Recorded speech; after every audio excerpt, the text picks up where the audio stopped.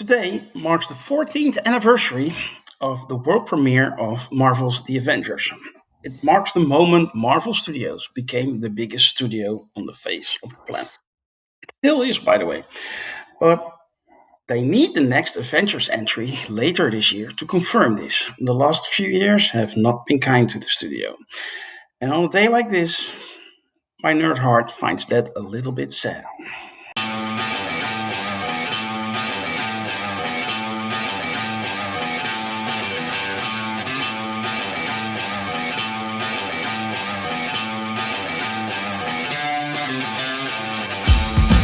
This is the review of Champions, and I'm your host, Grandmaster. With me is a powerful panel made up of the finest champions Sakar has to offer. Let me introduce them to you. First up, voice only, we have Loki's mom. How are you? Doing good. Good to hear. We have Mr. Taylor first, the original. How are you? I am excellent. And last but certainly not least, we have Merv. How are you, man? I'm fantastic. That's good to hear as well. Today we're going to talk about episode 4 of the second season of the Marvel Disney Plus show Daredevil Born Again. But before we do, I want to ask you all to help us out. Like and share this video, subscribe to our channel, and join our forum at sakar.freeforms.net. Just click in the link in the description. You can set up an account and you get to know us. And yes, you join us in our shows, reviews, podcasts. We would love to have you on the show. Spoiler warning. After this point, we are spoiling the show, at least the 4th episode. And, well, if you haven't seen it, go do that first and then check out our video. Well, this week's episode, it just had me knocked out. Merv, did you enjoy this week's episode? Quite a bit, actually. Yeah, some stuff actually happened. So that was great. And I mean, just the obvious factor is they gave us a lot more Bullseye this episode, and I think he was the highlight of this episode in a lot of different scenes. So yeah, I thought this episode was really great. I hope it keeps this style of pace throughout the remaining 4 episodes or whatever it is, because I look forward to it now. Mm-hmm. Taylor? Yes, I did like the episode quite a bit. For reasons Merv said, it's moving along. Things are happening. It's definitely dropped on a pretty big cliffhanger for next week. I do have a couple of minor nitpicks, but overall, good episode. Okay, looking forward to hear your deeper dive later on. Lokismom, did you enjoy this week's episode? Yeah, I really did. I think I agree with Merv and Taylor that the pace picked up, and we're starting to get a better idea of what's going on. I still think there's some, like Taylor, I think there's some issues with it, but I'll jump into that deep part in a little bit. Yep, sure. Yeah, I agree with the complete panel of champions here. It was a great episode. I really enjoyed it. From the opening to the end, it actually managed to surprise me, and that's rare in the show so far, in the second season. So I was quite pleased to see it. Well, Taylor, you said you had some minor nitpicks, so let's have them first, and then you can rave how great it actually was.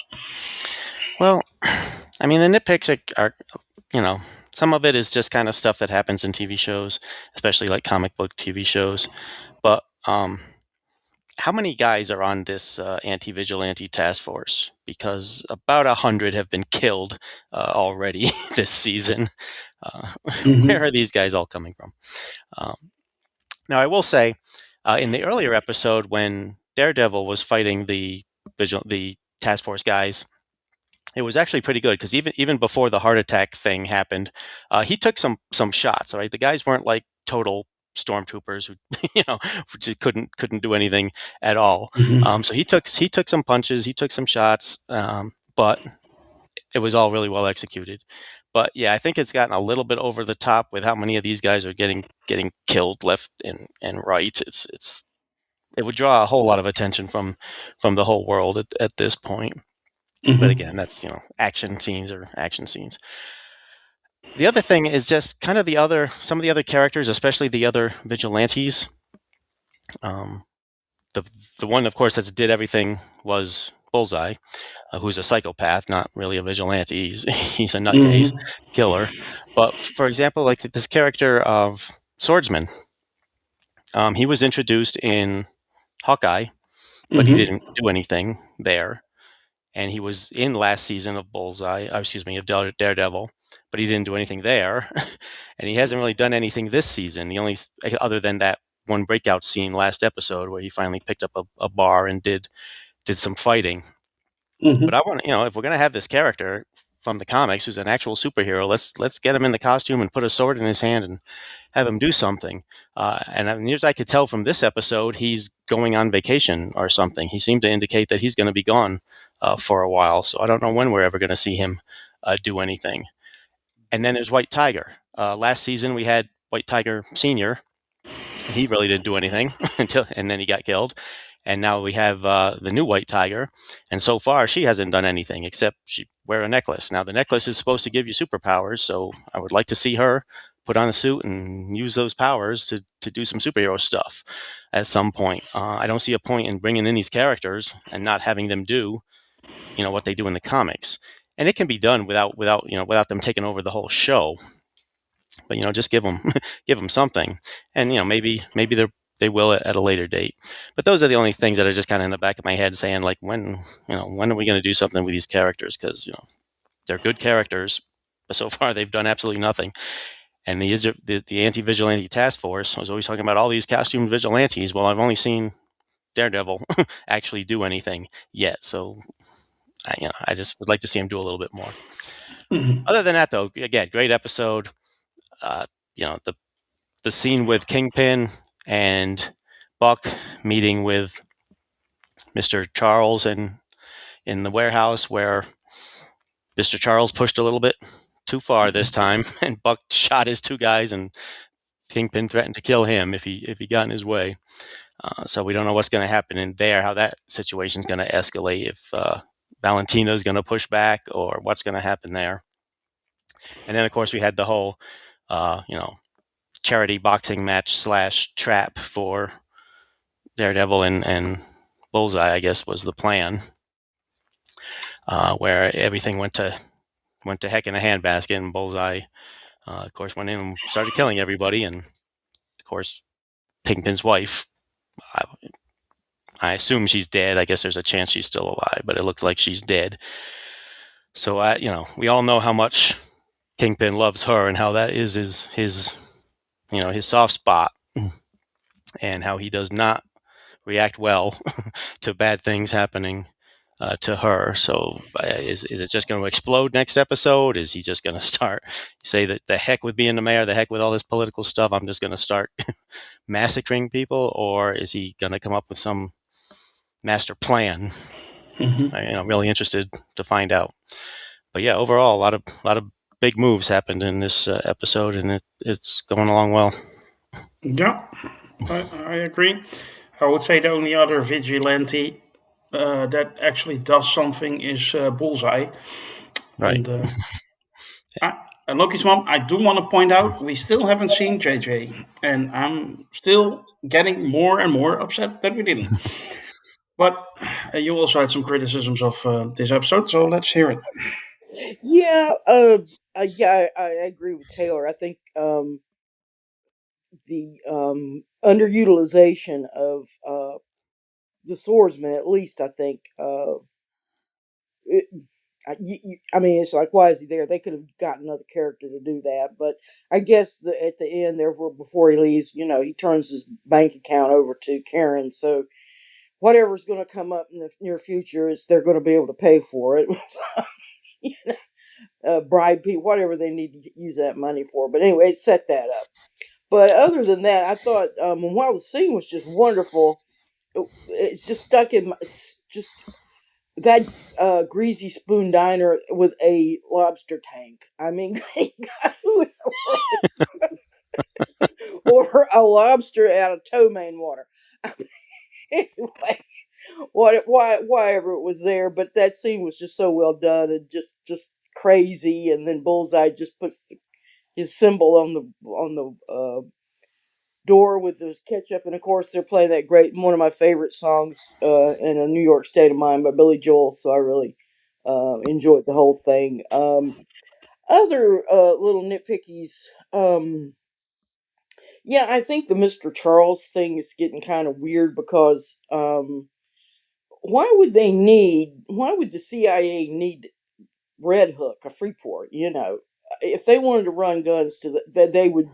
We know that in real life they can do that. You know, so I mean, this whole plot device for, I think that's just not working right, and the ship and it's unfocused as far as the plot goes. But anyway, I think the main thing, of course, is the characters and how they're in, and how more insane that insane Kingpin's getting, and everything's getting even further out of hand than what it was. But to address what Taylor says about all these AVTF agents being killed and whatnot. Well, we have to remember, and that the world would be paying notice to it by now. But we have to remember, in this world, everything's topsy turvy. It's only just been a few years since everybody got over half the population disappearing and coming back. So I think, in some ways, I don't think, and I've harped about this before, that Marvel doesn't, in their narratives, they're not paying more attention to that.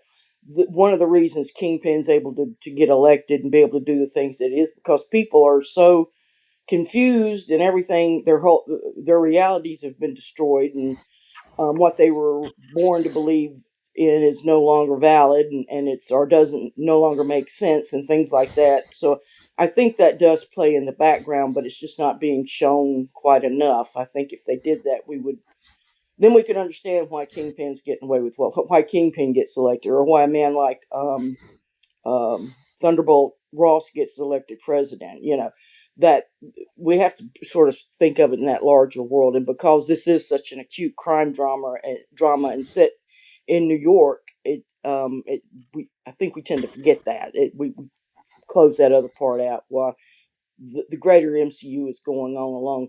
One of the things I certainly loved was that whole last act. I mean, where they start with that Fog Wells and the little scene with Daniel and BB, I thought was well played. He didn't have much going on in this episode, but Michael Gandolfini, I think he's just going to be one of the finest actors going as he ages, and he's just a young guy now. The fight scene was fantastic, well choreographed. It was filmed well. Yeah, that I think to me was probably one of the best scenes I've seen shot since they've started the series, and that's going back probably to the first episode, first season two. I hope to see more of that. But otherwise, I mean, I really enjoyed it, and I'm looking forward to what's coming up in the next episode. I do think Vanessa is still alive. She's probably going to be brain damaged, though. So we're going to be dealing. King Ian is going to be dealing with that rather than a dead wife, is my prediction. Mm-hmm. Thank you, Merv. Visually, I love the final scene, the contrast of the red and the white.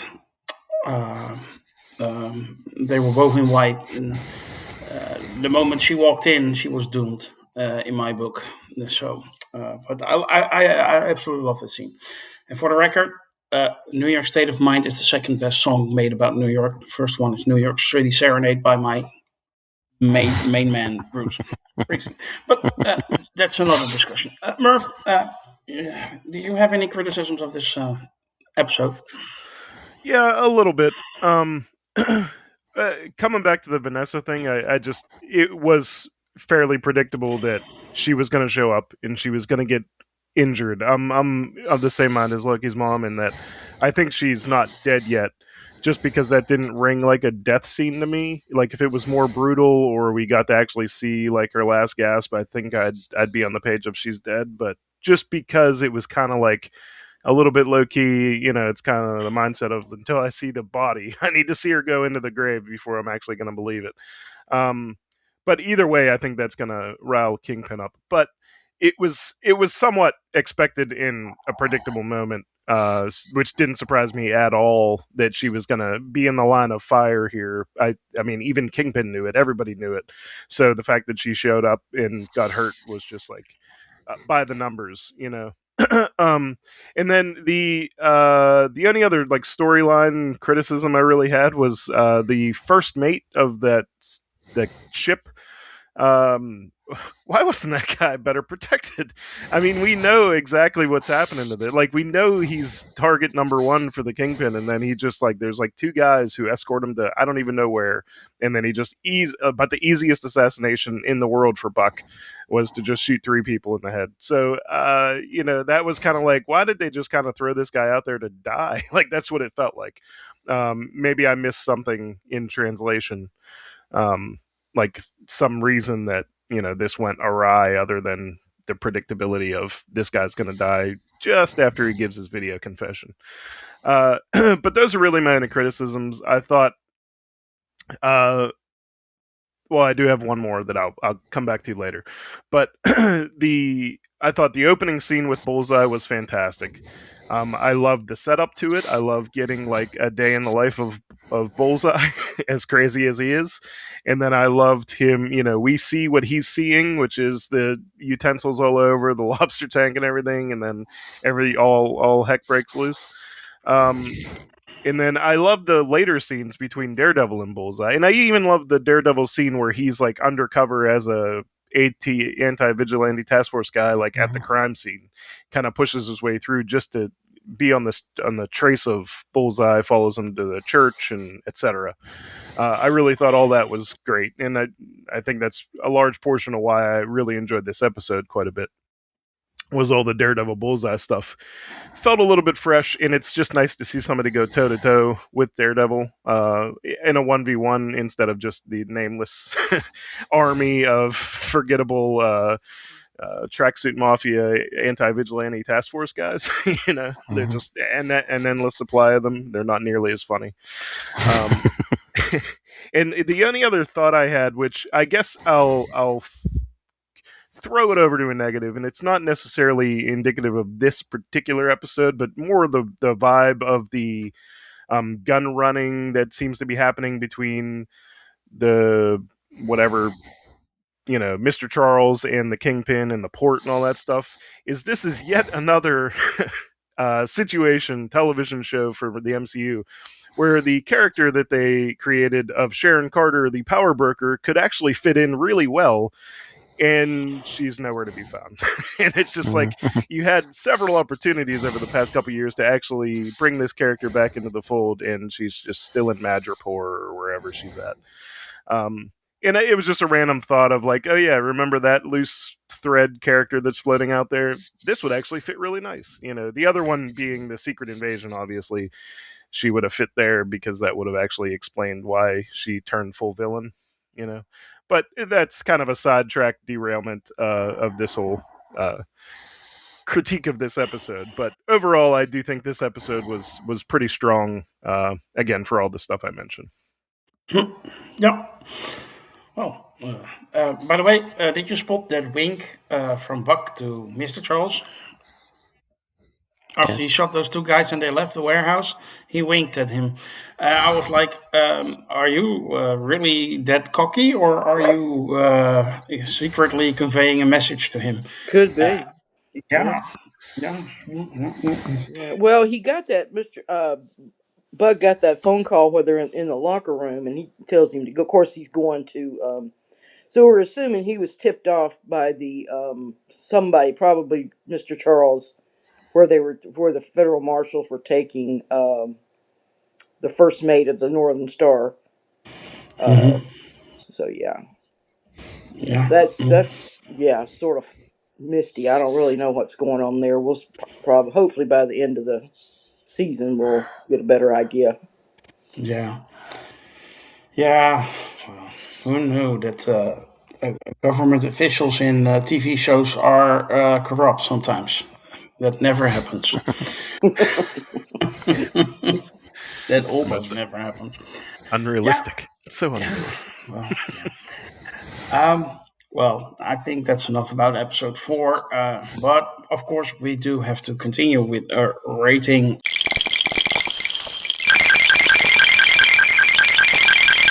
And well, let's rate the show, this week's episode. And I start with you, Lokismom. Well, because it had such great the scenes themselves, if you take them out as themselves, they were all really well done. I just don't think they're being tied up well enough. So I'm going to give this episode an 8. Okay. Merv?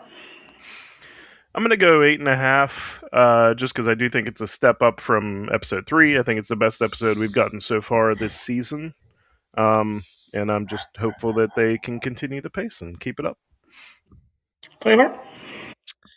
Well, a lot of great acting in this episode. Vincent D'Onofrio, did you hear when they were doing the boxing match, they introduced him as weighing 325 pounds? Now, I've seen Vincent D'Onofrio in real life, and he's a big guy, but he's not 325 pounds. So playing 325 pounds is a great acting job by him. But I would give the episode a 9 out of 10. Okay. Well, as somebody who used to be 325 pounds, I agree with you, Taylor. Well, let's just say I will give this week's episode an 8. I crank it up a notch for the reasons you all stated. It's picked up the pace. There's something happening. It's a much better episode. So I agree. It's the best episode we gotten so far. Well, that will conclude our review for Daredevil Born Again Season 2, Episode 4. We hope you have enjoyed our discussion today. If you did, help us out, like and share the review, and subscribe to our channel. And join our forum at Freeforms.net. We would love it if you do that. Next week, we will be back to discuss Episode 5. And, well, there will be a brand new episode for our Star Trek project online as well. Right now, I promised it last week, but this week it will be there. And you can check out our new review series for the Maul Shadow Lord series as well. The first episode is out as well right now. So I thank you all, also on behalf of my fellow champions, and I wish you to be safe and be well. Bye.